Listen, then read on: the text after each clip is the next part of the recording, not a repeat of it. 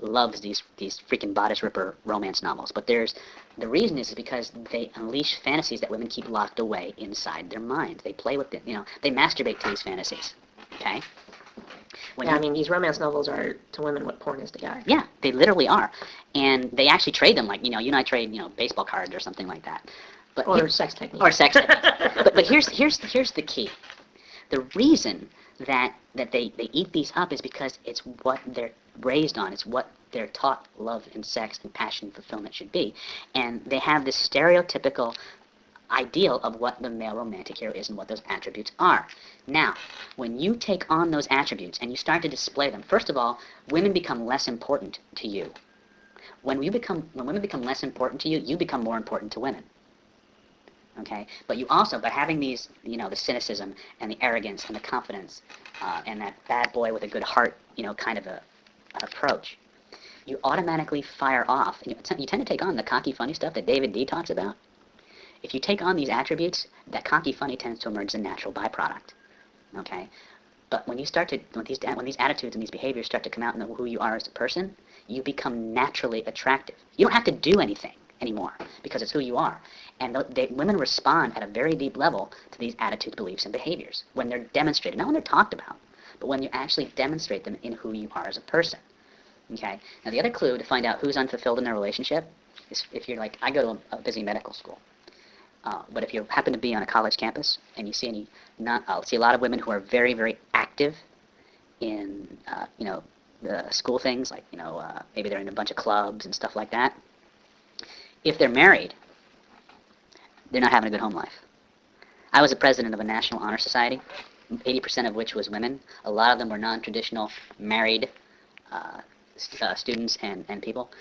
The vast majority of them were involved in those extracurricular activities because home life was not satisfying and fulfilling. They got a guy who might have been a good provider, who was a good father, but was not the romantic hero, but did not sweep them off their feet, did not give them that exciting, once-in-a-lifetime sexual opportunity that they crave.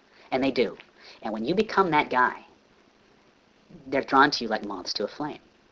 And I can't tell you how many women throw sex at me, married women. Because married women, when they enter that relationship, their roles change. And all of a sudden they're having to divide themselves up between the kids, between the job, between the house, between the husband. And at the end of the day, there's no time left for them. And so all those desires, all those dreams get squelched and put away. And a lot of patterns that come from rapid romance and other types of approaches tap into that. Okay? But you don't need to do that. You don't need a pattern to do that. If you understand the behaviors, your life becomes more, and the beliefs and the attitudes, and you start to take those on. You start to internalize. And that's where a lot of Mark's change work, and I'm trained in that stuff, comes in. You become that person. And, I'm a firm believer that you don't look at what someone says to get a sense of who they are. You look at what they do. Absolutely. Because people always respond more to action than they respond to words. Mm-hmm. That's why people who actually take action are so rare, because so many people are always talking about stuff, saying, oh, I'm going to do this, oh, I'm going to do that. But it's the people who actually do it that always get the attention. Mm-hmm. And women are very perceptive. So much more perceptive than we are as a whole. Oh, and me, I'm like the least perceptive guy there is. But the thing is, though, is that if you adopt a certain type of behavior, women pick up on that stuff. Mm-hmm. Even if guys don't, right? Like women will. The challenge is when you're dealing with women are exceptionally good at reading body language. And a lot of the big seduction guys on your list talk about the difference between being somebody and acting like somebody. Women can tell when you're putting on airs, as opposed to just being that person. Because what happens is when you try to take on those behaviors, you try to act like something you're not. You have a tendency to overdo it, and that tips people off that you're not genuine. And part of the thing is, you're in charge of a group called conversational hypnosis, right? Mm-hmm. And one of your big tenets, because I was at one of your seminars one time, you said if you want to change your belief, you got to change your behavior, and the belief will follow. Okay. Well, it's actually an acting technique. For those of you who are familiar with any of the Stanislavski method, he talks about acting as if. Basically, I think what the part you're referring to is we're talking about state control. Not necessarily beliefs, but states.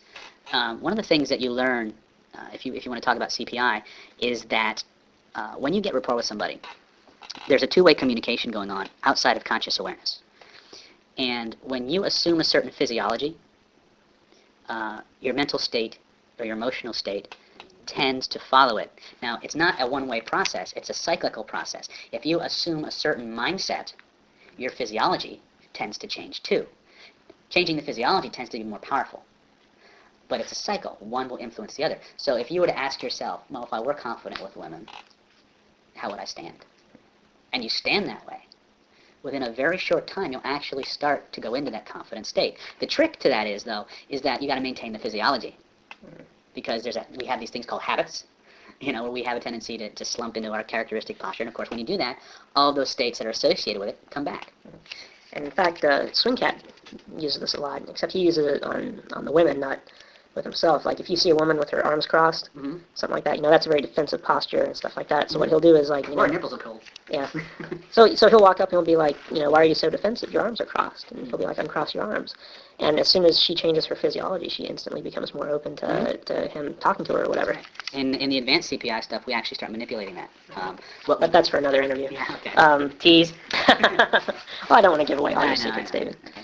All right. So we talked a lot about the sexual techniques. We talked about the sexual conditioning to get them so that they're crazy about you. They're addicted to you like a drug. They're offering to buy you all sorts of stuff. There's more involved to the conditioning part of it, but that will get that much right there. If you guys go out and do nothing but that, will open up whole worlds to you. You won't believe.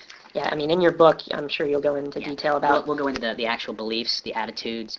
How to keep from getting married to them, how to... Yeah, and you do that right off the bat. You tell them... Actually, I even tell women after the first time I rock their world, which we discussed in general, I look them right in the eye and says, don't fall in love with me, love. I only break your heart.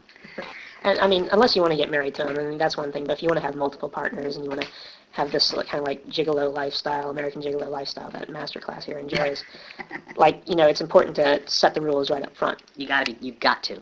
Because women... will do, like I said, once you've done this to a woman, they will use every resource at their disposal, sneaky and underhanded or overt, to hook you any way they can. And one of the fastest ways that they do it, if they can't get you directly, is they will try to get you to make little compromises. They'll start testing your rules. They'll start testing you. They'll start doing shit like, back when I was first pioneering this stuff, one of my first rules was I just want a friends with benefits relationship, and this was great and it was fun, and I understand that you probably want a lot more, but if this is what I'm ready to give you, I'm willing to give you, and as long as you're willing to accept that, we can continue. But if you're not okay with that, then it's it's time for us to say goodbye. Maybe it's just better that you move on. And I've not had one woman move on. But basically what I've told them is my rule, what I'm willing to accept. I've done it in a non-confrontational manner, and I do it in pretty much that kind of a tonality. I'm very open about it, and I give them the opportunity to walk away right there. They don't. They never walk away. And it's a commitment and consistency thing. Yeah, because you start off a little bit. There's something we should talk about, but I don't know if you're ready for it. That kind of thing. And of course, she wants to prove that she's ready for it, so she's opened herself up to the whole can of worms.